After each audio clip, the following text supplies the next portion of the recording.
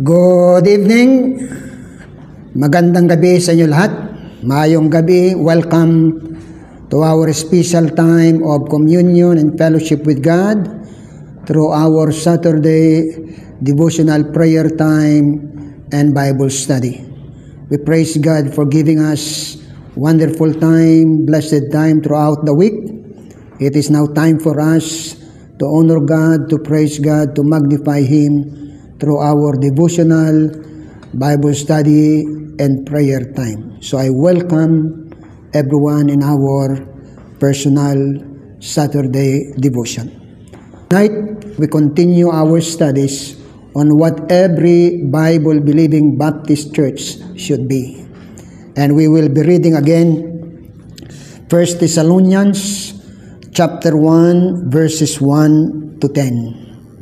If you have your Bible, please, if possible, take your Bible and let us together read from the book of 1 Thessalonians chapter 1, 1 to 10. Paul and Silvanus and Timotheus, unto the church of the Thessalonians, which is in God the Father and in the Lord Jesus Christ.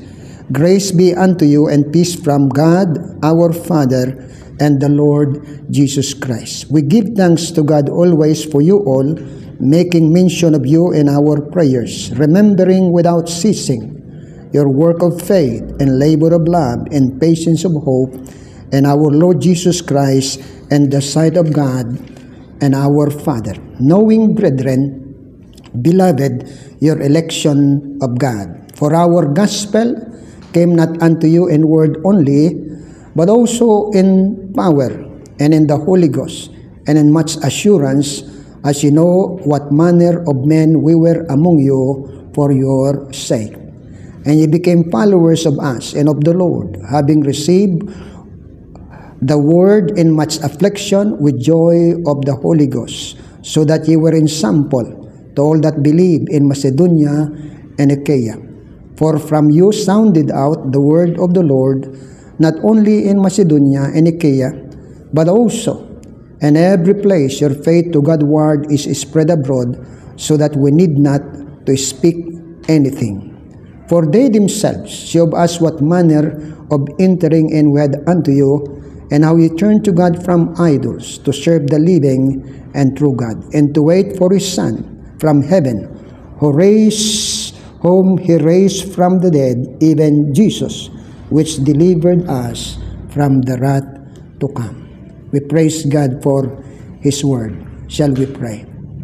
Loving God and gracious Father, as we come together before Thy presence in thanksgiving and praise and prayer and in the study of the word, may O God sanctify us through the blood of Christ, and may your presence through the Holy Spirit and the reviving, comforting, refreshing power of the Word of God will, their Father, minister in the heart of each one of us, so that we become what you want us to be in the work that you have entrusted to us, the preaching and the taking of the gospel to other people throughout the world. Tonight, I just bring each one of this believer and visitor into your presence and care. Whatever, O God, is their need on the spiritual side, I pray that the Holy Spirit and the Word will help them and will provide the needs, so that we receive that spiritual nourishment that will make us healthy and strong for the glory of God. Sanctify your servant and cover us with thy grace. In Jesus' name, amen. So what every Bible-believing Baptist church should be.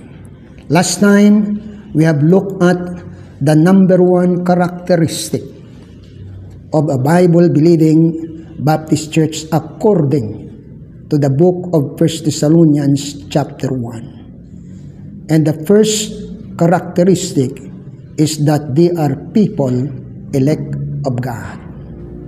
That is the number one characteristic of every Bible-believing church of Christ. The people are saved. But according to 1 Thessalonians chapter 1 verse 5, Apostle Paul, or verse 4 rather, Apostle Paul said, knowing, brethren, beloved, your election of God. This verse indicates divine election. And we have seen that in John chapter 17, verse 7 times. We have seen that in Acts chapter 15, verse 13, down to verse 18. Apostle Paul knew that they were chosen by God. The second characteristic is that they manifested converted life. There is a change the moment you experience the blessing of the amazing grace of God and experience that wonderful work of God, divine election, and you are truly saved and born again. Then the natural result, the natural product is conversion. And 1 Thessalonians chapter 1 verse 3, remembering without ceasing your work of faith and labor of love and patience of hope and our Lord Jesus Christ and the sight of God our Father.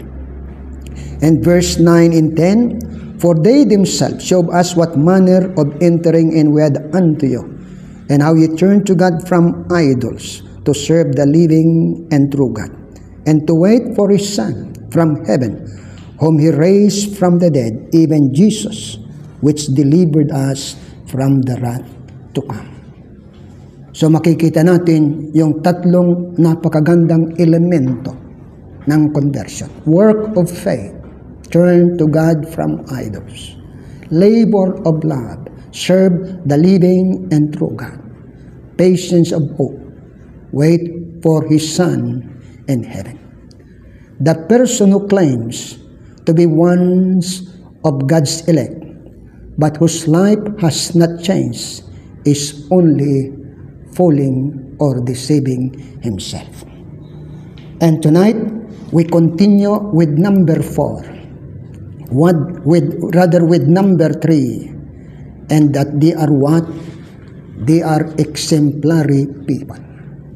That is the third characteristic of what a Bible-believing Baptist church should be. Number 1, they are saved. Number 2, they are converted. And number 3, they are exemplary people. Look at verse 5 and 7. Verse 5 to 7. For our gospel came not unto you in word only, but also in the power and in the Holy Ghost, and in much assurance, as you know, what manner of men we were among you for your sake. And ye became followers of us and of the Lord, having received the word and much affliction with joy of the Holy Ghost, so that ye were in sample to all that believe in Macedonia and Achaia. And if you will read verse 8, for from you sounded out the word of the Lord, not only in Macedonia and Achaia, but also in every place your faith to God's word is spread abroad, so that we need not to speak anything.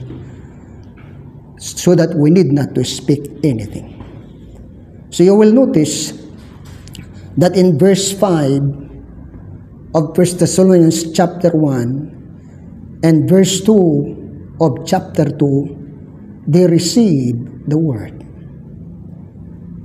And they counted the word of Apostle Paul as the very word of God. Number 2, in verse 6, and ye became followers of us. Number 2, they became their spiritual leaders. In verse 6, letter A, and ye became followers of us and of the Lord. As a newborn babes in Christ, remember, believer needs the church. Kailangan ng sino mang naligtas ang simbahan and the leaders of the church. In Hebrews chapter 13 verse 17, Apostle Paul writing to the Jewish believers who were severely persecuted. And because of that severe persecution, they are planning to go back to Judaism. Apostle Paul wrote them and encouraged them and helped them to remember in verse 17. Obey them that have the rule over you, and submit yourselves for the watch for your soul, that they may do it with joy and not with grief, for that is unprofitable for you. Kailangan ng bagong believer ang isang pastor, tinatawag the servant of God, the highest position and the only position that is honorable to every man called by God, saved by the grace of God, to become leader of the church of Christ. They are what? They have the responsibility to watch for the soul of every believer. Napakahalaga na ating nakikita ang ating pangangailangan the moment na tayo naligtas. Now we need the church, and we need the leader of the church as watcher for our soul. It is not enough for us to mature believers to win soul. We must also watch for soul and encourage the new believers to obey the word of God. Number 3, in verse 6, chapter 1 of 1 Thessalonians, having received the word with much affliction, with joy of the Holy Ghost. So they suffered for Christ. Not only they experienced the blessing of being what we call receiving the word, of having a leader that watches for their soul.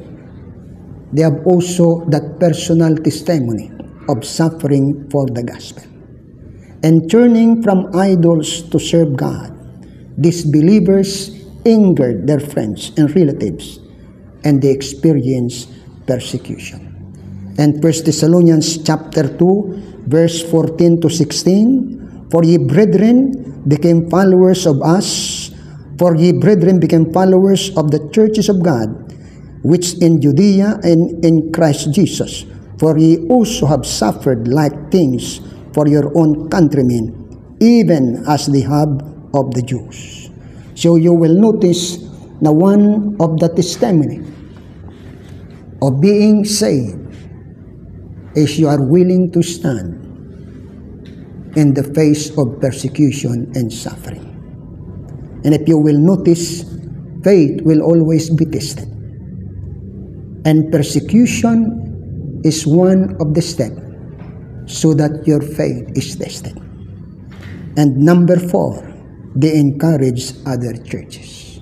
Ang sabi sa verse 7, so that you were in sample to all that believe in Macedonia and Achaia. Ito yung apat na paraan kung paano ang isang Bible-believing Baptist church should be as an exemplary, an example of the amazing grace of God that we experience at the moment of salvation.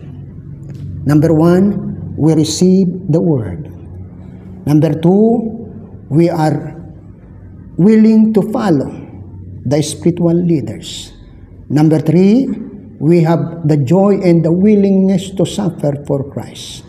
And number 4, we become an encouragement to other churches. Who are you tonight? Where are you as member of the Church of the Lord Jesus Christ? What kind of a Baptist believer are you tonight?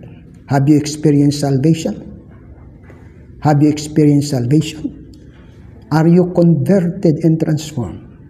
Is your life a testimony to other churches? If you are not saved, then I invite you, come to Jesus Christ. Repent from all your sins. Receive Him into your heart as your Lord and Savior. And if you are saved and member of a Bible-believing Baptist church, please make your life as a living sacrifice so that God can use you to share the gospel to other people. Maraming salamat. Manalangin tayo. Loving God, I come before thy presence. I thank you for this time that you have given to us. May your overflowing grace and the power of the Holy Spirit and the comforting power of thy living word, the Bible, will continue to strengthen, guide, and help and encourage every believer, so that the generation in our time is rich with the gospel of Jesus Christ. Make this believer, their father, a real example of faith, suffering, and service for the gospel. As I give you all the glory, in Jesus' name, amen. Thank you very much. God bless you.